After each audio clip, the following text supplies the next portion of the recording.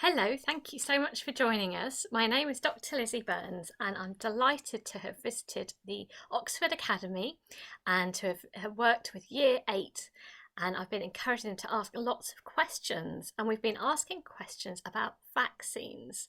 So these are from students aged 12 to 13, and they've come up with so many amazing questions. And I was keen to track down a couple of doctors to answer their questions.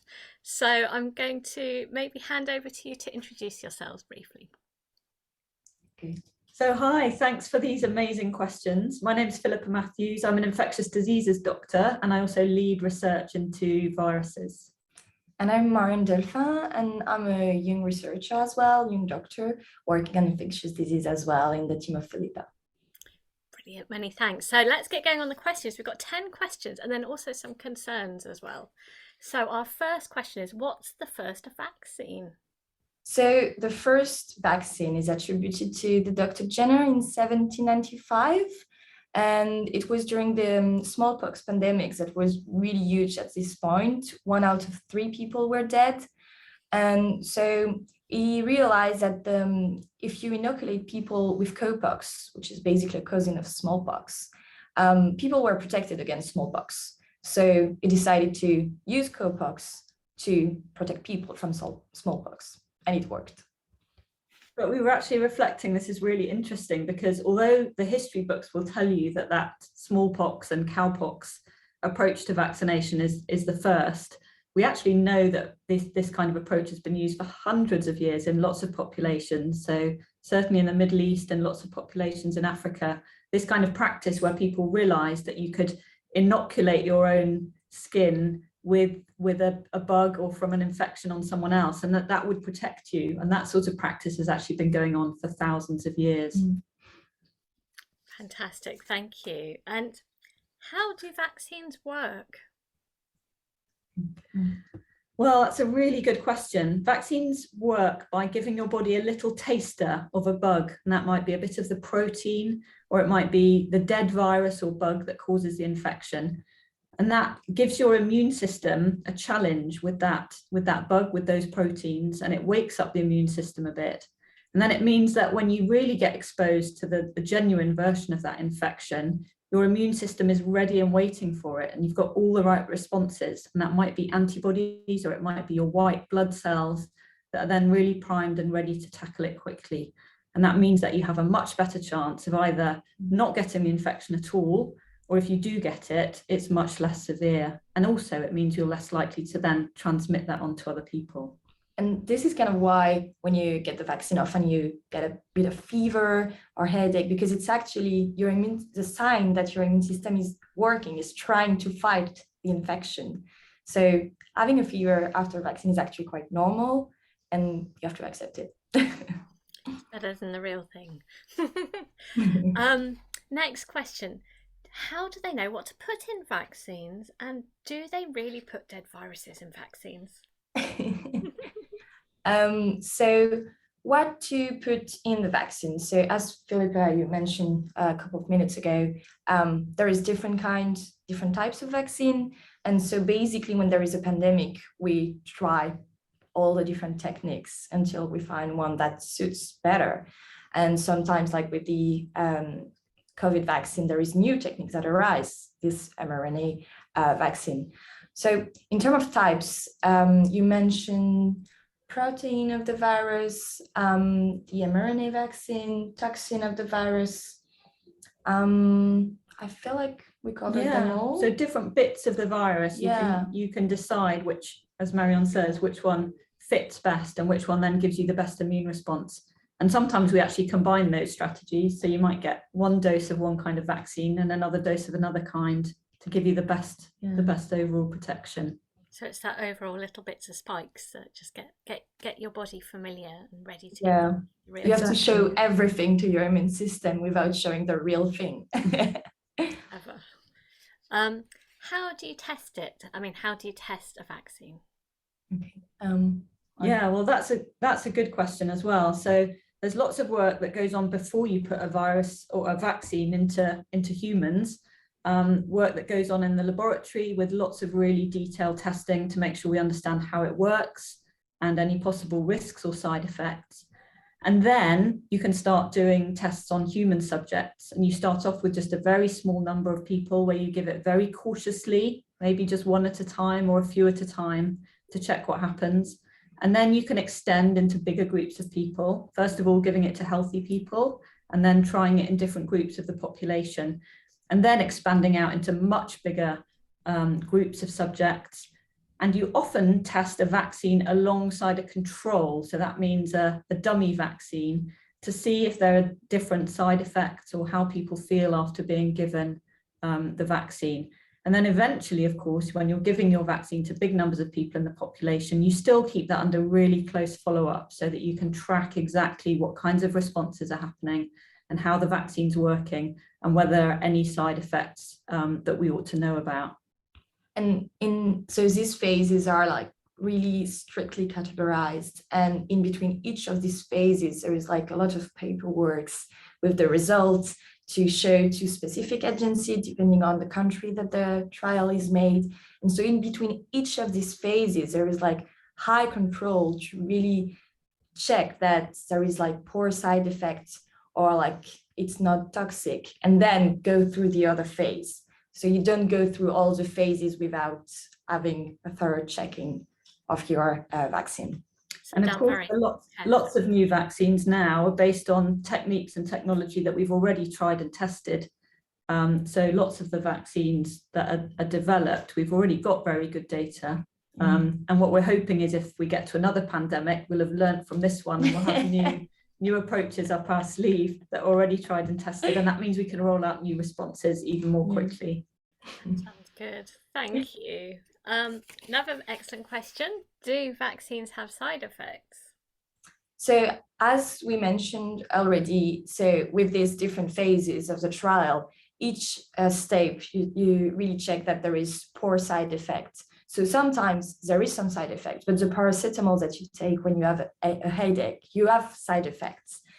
So there are, but they are not harmful for you. They are not too severe.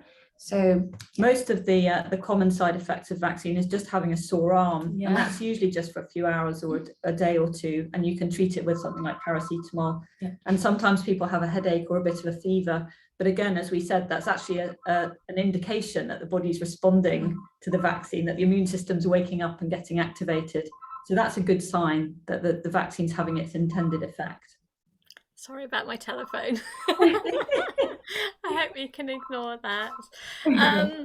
Next question, which I guess is quite linked actually. Do vaccines hurt? Well, we know that having a needle stuck in hurts you very transiently, but actually they're very fine needles that give these vaccines. And so it's a really very transient sort of scratch feeling that's over really very quickly. And then, as we've said, you can have a sore arm or you might feel a bit under the weather for a day or two, but it's really very rarely anything more than that. And of course, if you compare that to the effects that you would have if you got the virus, then those can be a whole lot worse. So it's also a balancing act, isn't it, of whether you'd rather have the short and transient effects of the vaccine or something that could be much more consequence. To be fair, I hate needles, and it was okay all the 3 times. So I feel like it's okay. I always feel like don't look at it, just look away and try and relax, because it is actually that way. Easier said than done, I know. But excellent question here. Is COVID ever going to go, or is it going to turn into a normal cold? And is there any point in actually getting a vaccine? Okay, so that's actually the real answer to, is it ever going to go? I don't know. We'll have to see in the future. There is a possibility that it's turning like the common cold, but it might as well be eradicated at some point. And the only way to try to achieve that is actually to get the vaccine, because if everyone has a vaccine, then we have less transmission and less harmful infections. So yes, there is a point in getting the vaccine, is to try to eradicate it at some point. And I think even if we don't manage to eradicate it, and even if this stays in our populations, and even if it looks more like a normal cold in most of us, we know that the COVID virus can cause really severe disease in a minority of people. And so for people whose immune systems don't work well, or people who are receiving treatment for other conditions, it's really important, because this virus might not behave like a cold in those people. And so we've got a responsibility really to our whole society to try and protect as many of us as we can. So protecting the most vulnerable. Exactly. That's a good question. Why are vaccines free?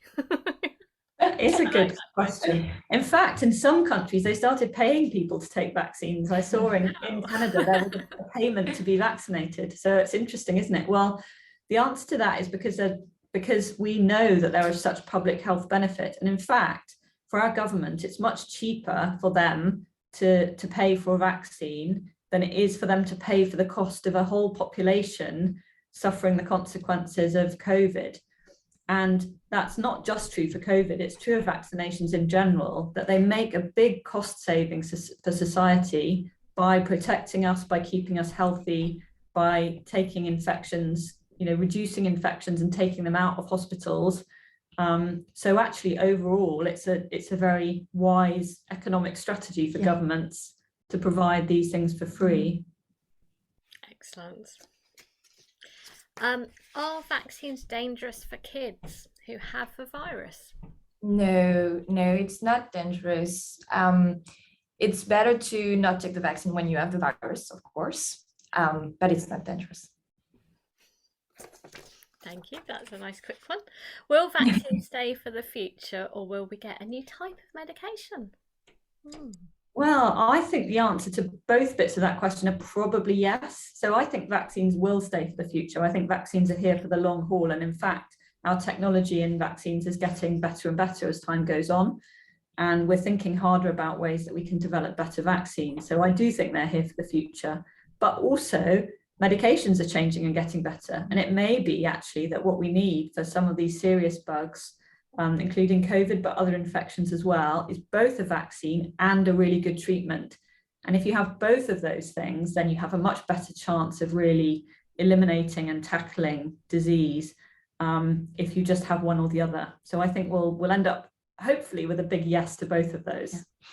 Brilliant. Oh, you answered those, I think, so well. So our 10 questions. Also, I encourage students to write down any thoughts they had about vaccines themselves, as well as what they've heard as well and where from. So I just brought some of the concerns. Obviously, lots of people do have concerns, and we're really keen to address them. So concerns. So here's some ones which we have. I'll be really interested to hear what you think.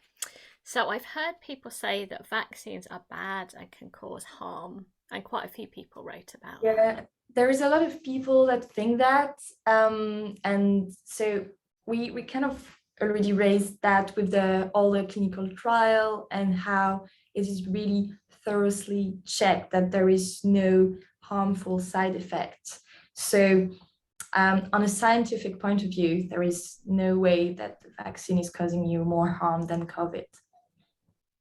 It's difficult, isn't it? Because so many of these views get perpetuated and spread through the media, through rumors.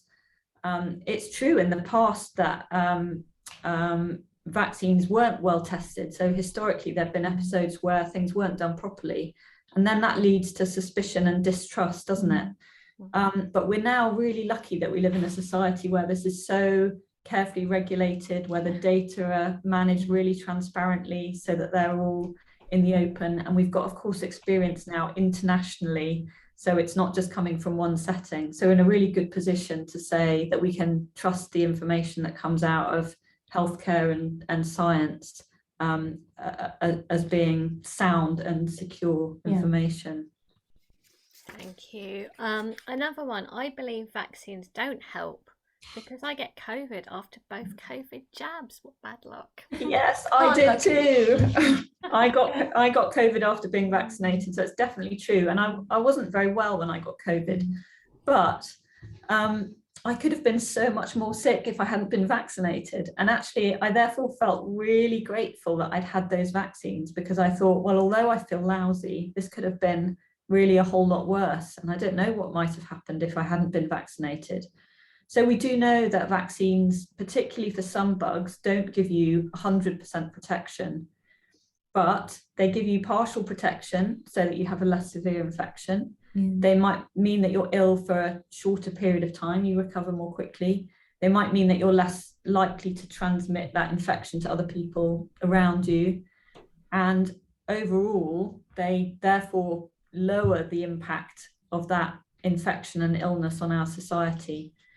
So it's unfortunate that at the moment we don't have a vaccine that has 100% protection, but we know that the impact of the vaccine overall is still really effective. And you were saying before as to how many people's lives maybe have been saved. That's right. Well, I saw today some projection. Well, it was looking back at the data that we have that suggested that probably 6 million people have been saved by the AstraZeneca vaccine and 6 million by the Pfizer vaccine. So potentially 12 million lives have been saved by those vaccines. So that's an amazing number. It's quite hard to imagine really how many people that looks like, isn't it? But yes, it's and huge. people are walking around who wouldn't otherwise have been, but you just never have known what could have happened to you. It's so invisible, isn't it, really, that protection? Okay, next question. If you take vaccines too much, your body will rely on it too much.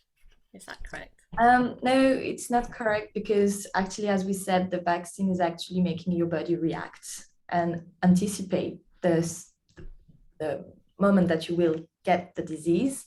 So you only just make it more efficient. There is no evidence of vaccine making the body less efficient in recognizing infection. It has never been seen. Thank you. Yeah, I guess also we kind of come up with ideas, and that's really important. As scientists, we do that too, don't we? And then we try to check out whether it's correct or not. So this was another comment: fake, useless, and can kill people sometimes. Yeah, I mean, these are difficult, aren't they? Because as we've said, we do see these opinions in the media. They get circulated in lots of places. People have mistrust of viruses for reasons that might be mistrust of vaccines for reasons that might be very good. But I think in terms of fake and useless, I can go back to the points that we've already covered in a way, which is saying now we have this really strong body of data internationally, really, about how successful these vaccines have been. And that ranges from testing people's blood in laboratories right through to seeing the impact of vaccines at a whole population level, and thinking that we've saved 12 million lives, as we've said. So I think fake and useless we can put to bed. Can kill people sometimes? Well, that's a really interesting question, isn't it, around what we trust and around what risks we take. But we were thinking about what risks we take, and when you step out of the door in the morning, when you take a bus, when you eat a sandwich in a restaurant, when you go to the swimming pool, all of these things have risks associated, and we're quite used to understanding that there's a risk and a benefit to things that we do, and to accepting very tiny risks that are associated with our everyday lives. And in fact, the risks associated with vaccines are really vanishingly tiny, but the problem is that they get promoted because they get picked up when really rare side effects happen. They get picked up by the media or by the press, and of course they get scrutinized appropriately by the vaccine regulators and by doctors and by scientists to really make sure that we understand, that we know what can go wrong when things do. But again, it comes back to the point of 12 million lives being saved versus these tiny, extremely rare side effects. And so as a society, we have to see that as like the fact that we're willing to travel on trains, eat chicken sandwiches and go to the swimming pool, because those are the things that we need to keep us healthy and functioning. Thank you. So this is the last concern that I had as well. So I heard from a lady in a shop that the COVID vaccine gives you autism. This is unfortunately something that a lot of people trust, because as you mentioned, a lot of things are spoke about in the media, and for some reason, obviously, but you don't really see then the point when they are when you discover that it's absolutely totally wrong. And for autism, so the study was done in a bad way because they didn't have any control group. So they just basically looked at children with autism, and they say, oh, it's linked to vaccine. But you have obviously to compare to children that do not have autism to see if it's very significant. There's a lot of tiny things in the study, like what I just exemplify right now, that made it actually be rendered faked in the end. And what you need to know is that the doctor that led the study was then disowned. Yeah, he was struck off from the medical register because it was seen as being a complete fake, this paper. It was based on no good evidence whatsoever. But it's very damaging, isn't it? Because that information has then somehow seeped out into public thinking, and the paper's been withdrawn and the doctor who wrote it's been struck off. But unfortunately, that sort of memory has persisted. But really, there's no evidence either for COVID vaccines or for any other vaccines. There's never been a substantiated link to autism or anything like it, actually. Yeah, because since then, like a lot of studies actually made the different control group, made it properly, and it ended up saying that there is no link. So there is nothing correlating vaccine and autism. Yeah, we can be very sure of that. Yeah. So I mean, it's really a conclusion to say that we should be celebrating, I think, the amazing successes of vaccination and what can be done. We've seen in a really short space of time, haven't we, how vaccines can really change the course of what might be happening, and it's liberated us really from a lot of disease and death, and from the stringent lockdown, which was the alternative way that we were having to control this. So Lizzie's got one of the this is art that's been one produced. of the students created, I thought was so beautiful and colourful and uplifting. So I just wanted to share that on a final note as well. And we're going to be putting together amazing artwork as well that students have created, thinking about vaccines, asking questions, and they're so valuable, and we should all be asking these questions too. Thank you so much to you both for all of your time and for your care, and we hope that this has been useful to you, and maybe you could share it with others as well. Thank you. Thank you. Thank you. Bye-bye. Bye.